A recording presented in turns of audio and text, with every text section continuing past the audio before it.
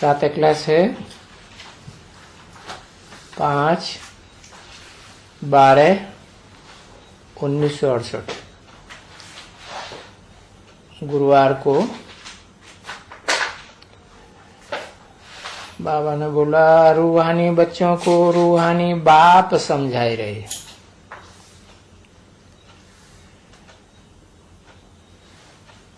आत्मिक स्थिति में रहने के लिए याद दिलाते हैं कि समझने वाले बच्चे भी रूह और समझाने वाला सुप्रीम टीचर भी रूह।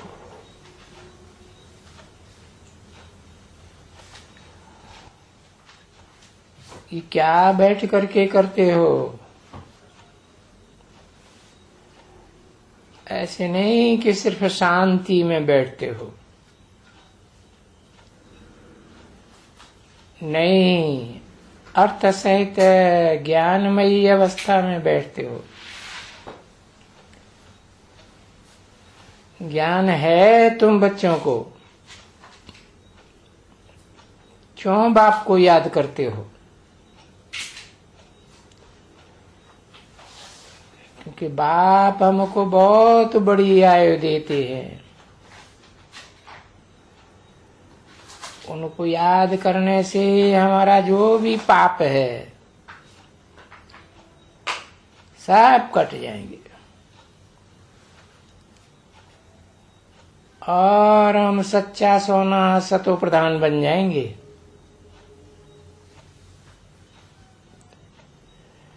देखो कितना तुम्हारा श्रृंगार होता है, तुम्हारी बड़ी आयु हो जाएगी, तुम्हारी आत्मा कंचन बन जाएगी।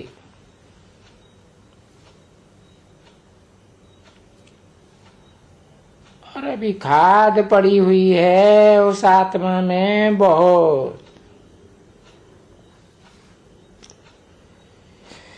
इसलिए याद की यात्रा से ये जो इसमें आत्मा में कचड़ा पड़ा हुआ है विकारों का,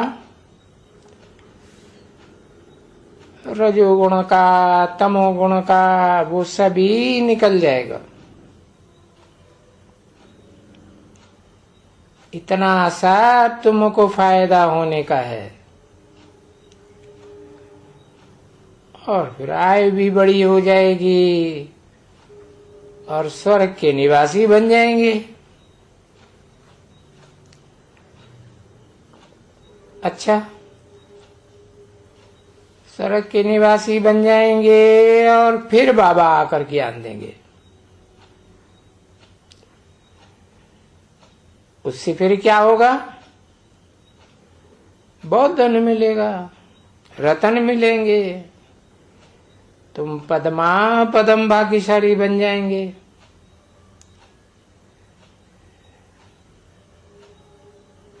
एक के लिए कहा जाता है मन मना भव।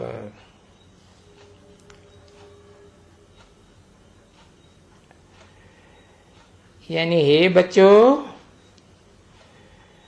माम एकम याद करो।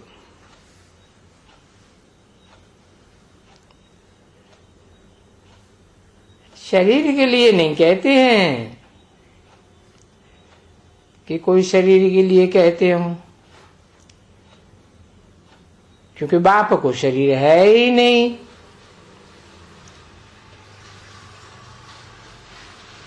असल में तो आत्मा को भी शरीर नहीं है।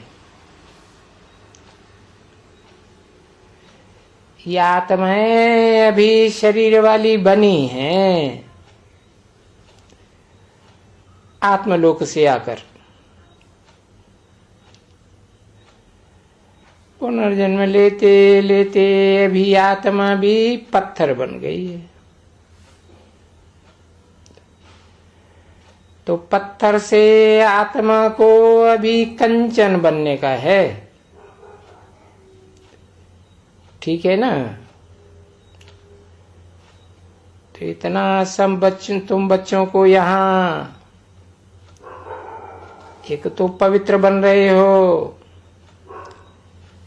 जिसके लिए बाप समझाते हैं कि जन्म जन्मांतर तुमने पानी में स्नान किया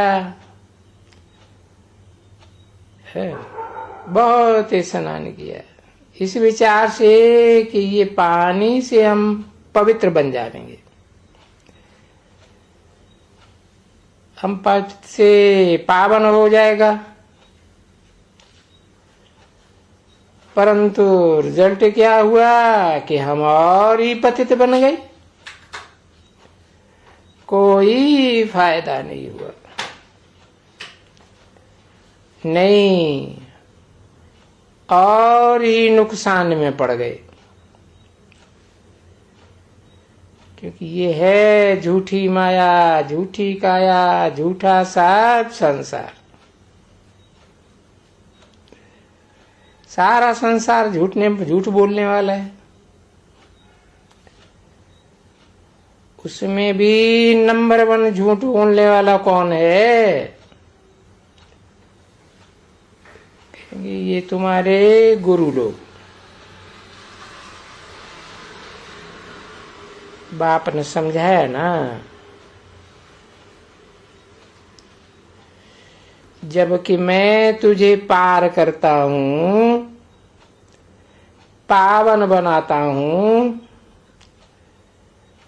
तो फिर तुम्हें पतित कौन बनाते हैं?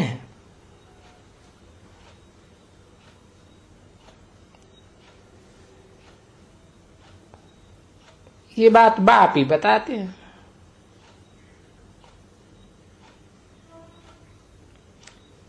रावण की मत पर ये तुम्हारे साधु संत गुरु गोसाई ये शास्त्र वगैरह पढ़ते पढ़ते फील करते हो ना, हम कितने समय से इस ख्याल से ही गंगा में स्नान करते आए कि हम पावन हो करके पावन दुनिया में चले जाएंगे। क्योंकि बाप ने समझाया है कि शांति धाम और सुख धाम दोनों पावन धाम होते हैं, और ये होता है रावण का धाम।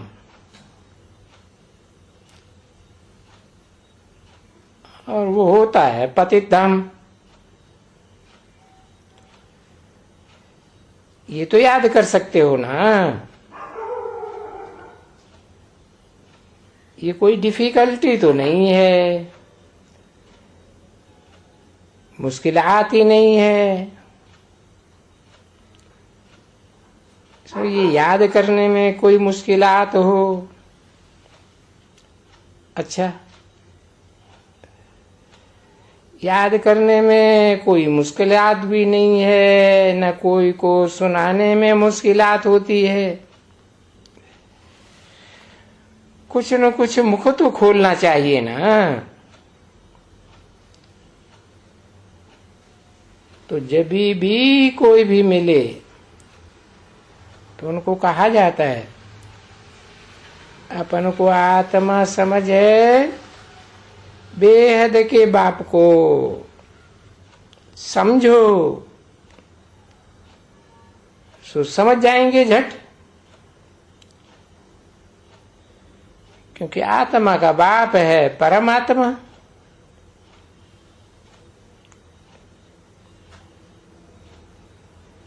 शरीर का बाप है इंडिविजुअली, एक एक का बाप। और वो तो है सबका एक ही बाप। और वो दुनिया में होते हैं एक एक अलग अलग बाप।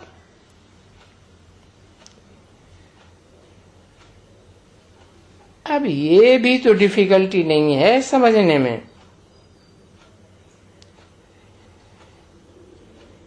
इसमें कोई पढ़ाई स्कूल की वगैरह की दरकार ही नहीं है। नहीं, बाप हिंदी में समझा रहे हैं अच्छी तरह से, कोई दूसरी भाषा में नहीं सुनाते हैं। क्योंकि हिंदी भारत की इस समय में भाषा है, देखो सभी बुलाए करके बोलते हैं हिंदी में बोलो, हिंदी में बोलो। तो देखो बाप पहले से ही आकर के हिंदी में ही बोलते हैं।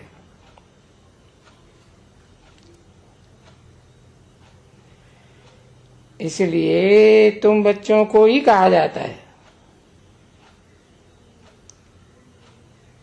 ये देखो कितने हैं पद्मा पदम के जेवर, पद्मा पदम भाग्यशाली। तो इनको ऐसे कहेंगे ना। आगे तुम कभी भी जब भी मंदिरों में जाते थे तो तुमको ये बातें कोई सुनाता नहीं था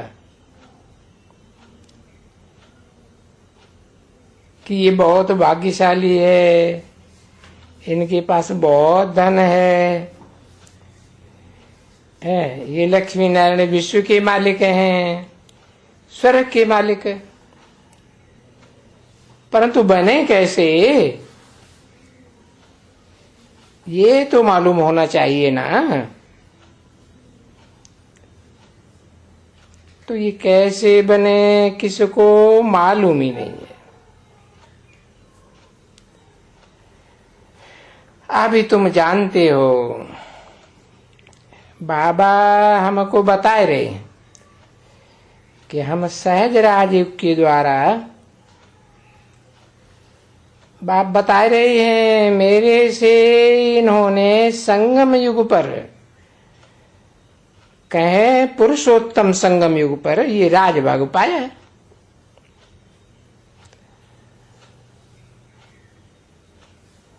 और तो कोई भी युग को पुरुषोत्तम संगम युग नहीं कहा जा सकता है, क्योंकि और कोई युग में तो पुरुषोत्तम नर से नारायण बनते ही नहीं है।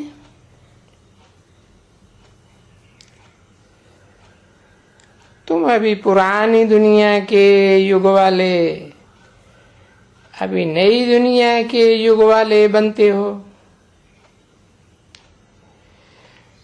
नई दुनिया के युग को कहा जाता है सतयुग।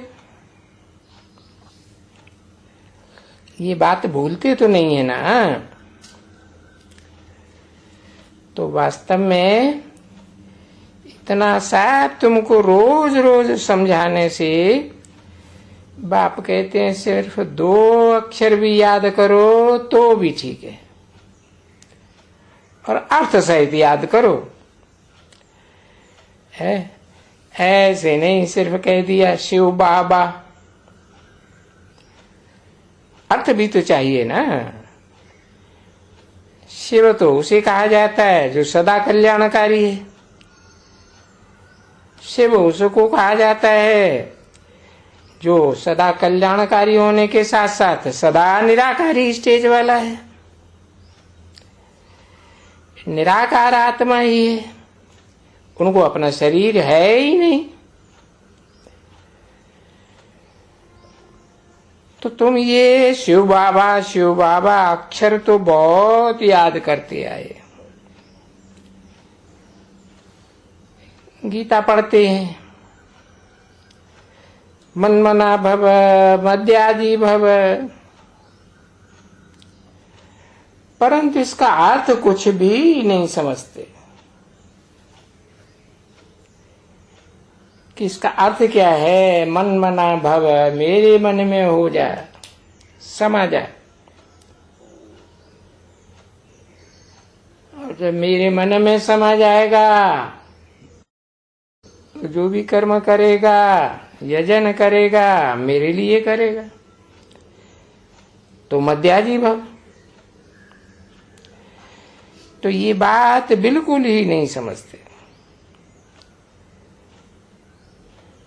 कि ये मन्मना भव किसने कहा, कैसे कहा। क्योंकि शिव को तो चंचल मन है ही नहीं। अब मन कहो दिल कहो बात एक ही है। तो शिव का मन किसे के ऊपर है? वो तो फिल्म वालों ने गीत बनाई दी, आज मेरा दिल आ गया है, गीत बनाए ना। तो बाबा कहते मेरा दिल किसे के ऊपर आ गया? भारत के ऊपर आ गया है। भगवान भारत पर आकर फिदा हुआ। भारत माने बा माने ज्ञान की रोशनी, रत माने लगा रहने वाला, जन्म जन्मांतर उसका यही धंधा है। तो उसके साथ ये बात आती है मन मना भव। तो देखो गीता में तो साफ अर्थ भी लिखा हुआ है, मामेकम नमस्कुरु,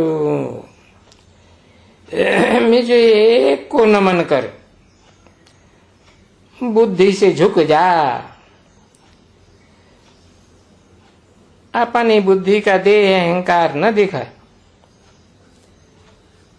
तो कहते हैं मामेकम याद करो। क्यों? क्योंकि मैं ही पतित पावन हूं। कहते हैं ना बच्ची, और तो कोई इस बात को समझा ही नहीं सकते।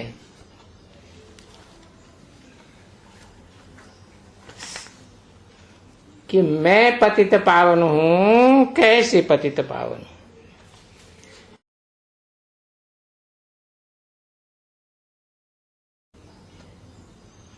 पांच 12/1968 की प्रातः क्लास का दूसरा पेज। मैं पतित पावन हूं ये कौन कहते हैं?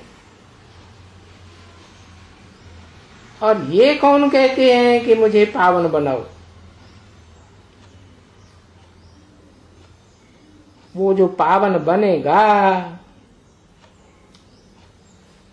तो जरूर वापस जाएगा ना बच्चे पावन धाम में।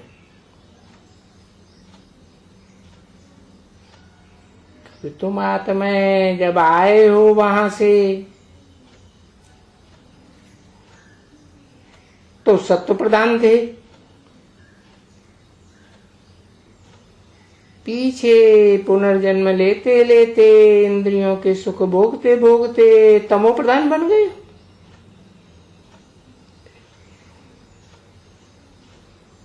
तो ये 84 जन्मों का भी 84 के चक्र कहा जाता है ना। ये ज्ञान भी तुम बच्चों को बाबा ने सुनाया और बताया कि अब ये 84 जन्म पूरा हुआ। और ऐसे भी कहते हैं हर 84 जन्म के बाद तुम फिर नया जन्म लेते हो। नया जन्म लेने नई दुनिया में जाते हो। नई दुनिया में फिर ये देवता बन जाते हो। अभी तो तुम बच्चों को हरेक को ये तो जरूर है कि बरोबर हम 84 जन्म कैसे लेते हैं। अभी तो हम बाप को भी जानते हैं, बेहद के बाप को। और ये जो 84 जन्मों की रचना है उसको रचना को 84 का चक्कर कहा जाता है। तो 84 के चक्कर को भी जान गए और बाप को भी जान गए। तो देखो अभी तुम आस्तिक बन गए। बाप ने बताया जो बाप को जानते हैं वो आस्तिक, और जो बेहद के बाप को नहीं जानते वो नास्तिक। आगे तो तुम भी नहीं जानते थे, अब आगे को तो आगे ही कहेंगे ना। आगे का मतलब भविष्य में नहीं, पास्ट में जन्म जन्मांतर तुम नास्तिक थे, है? कौन कौन सी युगों में नास्तिक थे? है? कहेंगे सतयुग, त्रेता, द्वापर, कलयुग, चारों युगों में बाप को जानते थे? नहीं जानते थे। तो कोई भी नहीं जानते, क्योंकि जो बाप आकर पढ़ाते हैं और अभी पढ़ा रहे हैं, और पहले तो कोई भी नहीं जानते थे। और तुम बताते भी हैं, जाओ कहां भी जाओ, ये बात जो बेहद का बाप समझाते हैं, कोई नहीं दुनिया में समझाएंगे। तो बरोबर समझना चाहिए ना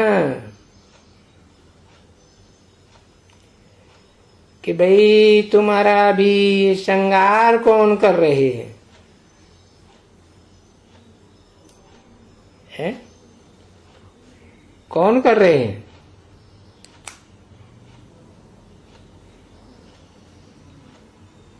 क्या कहेंगे? है? कौन कर रहे हैं और कितने कर रहे हैं? एक श्रृंगार कर रहा है। बाप ने कहा दोनों तुम्हारा श्रृंगार कर रहे हैं ना बच्चे? बच्चे कहेंगे बाबा श्रृंगार कर रहे हैं।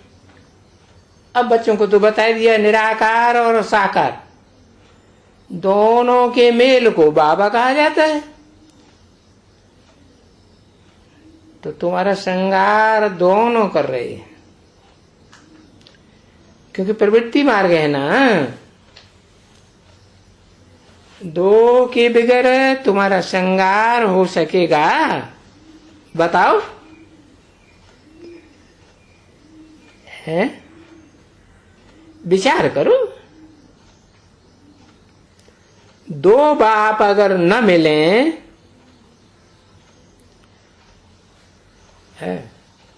एक ही शरीर में दो बाप, बेहद के दोनों बाप न मिले, तो शिव बाबा कैसे कहा जाएगा और कैसे श्रृंगार करेंगे तुम्हारा?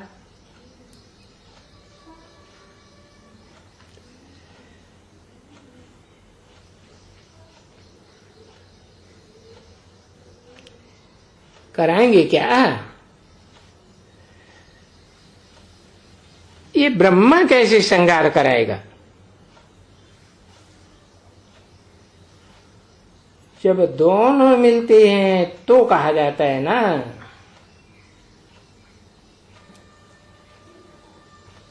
मत्तो 12 है,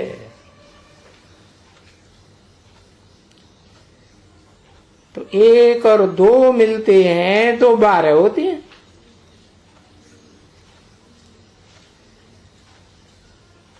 तो एक भी तुम्हारा श्रृंगार नहीं कर सकता। न साकार मनुष्य सृष्टि का बाप तुम्हारा श्रृंगार कर सकता है अकेला, और न अकेला आत्माओं का बाप तुम्हारा श्रृंगार कर सकता है। तो बहुत कहते हैं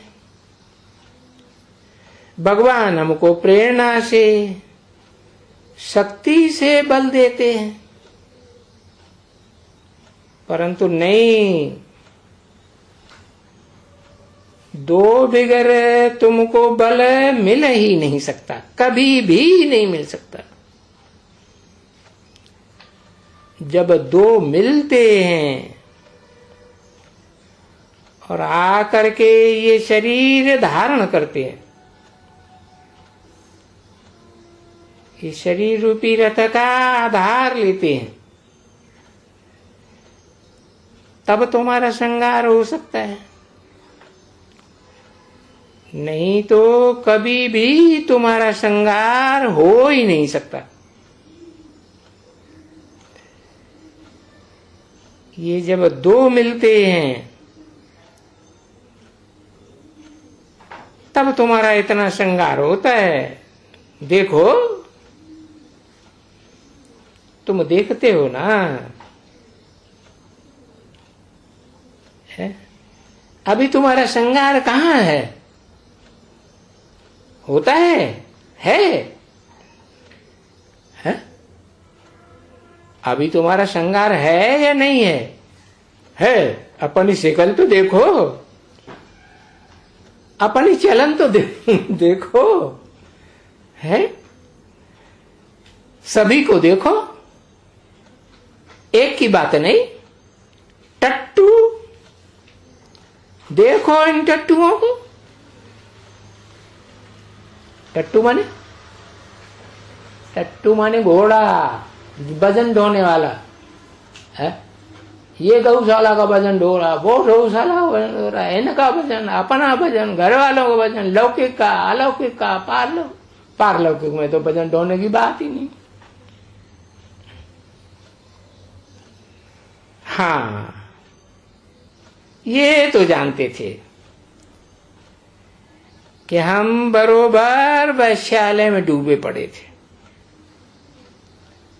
गटर में पड़े हुए थे,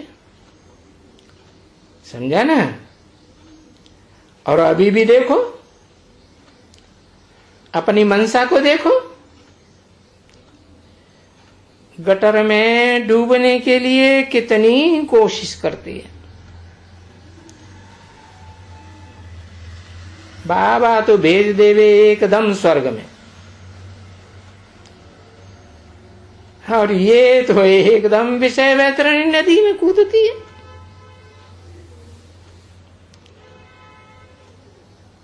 वो है ना किताब गरुड़ पुराण, जिसमें लिखा है वैसे विषय वैतरणी नदी। तो ये समझते हैं, सुनते हैं, कान से सुनते हैं, देखो सब सुनते हैं। और ये सभी सुनते हैं, सभी यंगस्टर्स सुनते हैं। जब बोलो बाबा हमको स्वर्गधाम ले चले हैं, ड्रामा के प्लान अनुसार, समझे ना बच्चे, ये ड्रामा के प्लान के अनुसार बाबा बंधायमान है, ऐसे समझो, समझे। और रिस्पॉन्सिबल है, उनको ये ड्यूटी मिली हुई है, दोनों को। किनको? उनको, कि इस ब्रह्मा को, इसको या उनको? उनको ड्यूटी मिली है ड्रामा के प्लान अनुसार कि जरूर आएंगे, और हर 5000 वर्ष के बाद बांधे हुए यहाँ आने के लिए, और तुम बच्चों के लिए आने के लिए बांधे हुए हैं। जो तुमको श्रृंगार कराए, तो बाबा समझाते हैं ना बच्चे, योग बल से तो तुम पवित्र बन जाते हो, काया भी पवित्र बन जाती है, कंचन बन जाती है, आत्मा भी कंचन बन जाती, ठीक है ना। और फिर रावण के राज्य में वो छीछी हो जाते हैं, बिल्कुल ही छीछी। तो श्रृंगार देखो, ये तुम्हारा साक्षात्कार होते हैं कि हम ऐसे बनेंगे। कैसे? जैसे ये लक्ष्मी नारायण। ओम शांति।